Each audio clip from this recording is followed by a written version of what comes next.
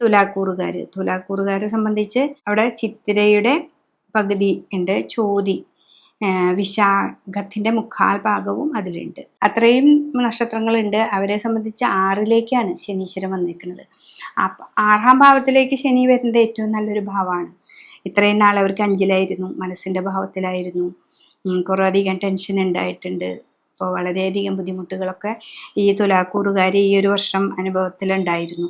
അതിൽ നിന്നൊക്കെ ഒരു മാറ്റം വന്ന് ഈ ശനീശ്വരൻ 6ാം ഭാവത്തിൽ എത്ര ശത്രുക്കളുണ്ടെങ്കിലും ഗുരുവിന്റെ ഉപദേശപ്രകാരം നമുക്ക് അത് മാറ്റാനും നമ്മളെ തന്നെ വീക്ഷിക്കാനും ഒക്കെ പറ്റുന്ന ഒരു സമയമാണ്. ശനി 6ൽ നിൽക്കുമ്പോൾ നമ്മുടെ ശത്രുക്കളെ നമ്മൾ എങ്ങനെയാണ് വീക്ഷിക്കുക എന്നുള്ളത് നമുക്ക് പഠിപ്പിച്ചു തരുന്നു.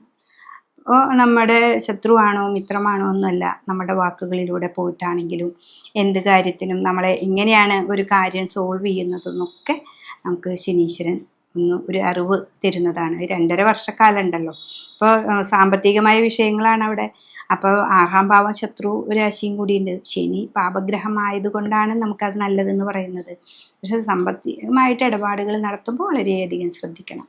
6ാം ഭാവമാണ്, തുലാരാശിയാണ്. തുലാരാശിക്കാർ എപ്പോഴും തുലാസ് പോലെയാണ്. അവർ എപ്പോഴും ബിസിനസ്സുകാരൊക്കെ ആയിരിക്കാം. അപ്പോൾ ബിസിനസ്സുകാർ അവർ സാമ്പത്തികമായിട്ടുള്ള കാര്യങ്ങളിൽ ഇടപാട് ചെയ്യുമ്പോൾ വളരെയധികം ഒരു ദിവസം ഇരുന്ന് ചിന്തിച്ച് പെട്ടെന്ന് ഒരു എടുത്തടിച്ച് ഒരു മറുപടി കൊടുക്കാതെ വളരെയധികം ശ്രദ്ധിച്ചാൽ നിങ്ങൾക്ക് ഈ 6ലെ ശനി നല്ലൊരു സാമ്പത്തികമായി നേട്ടങ്ങളെ ഉണ്ടാക്കാനായിട്ട് നിങ്ങൾക്ക് സാധിക്കും.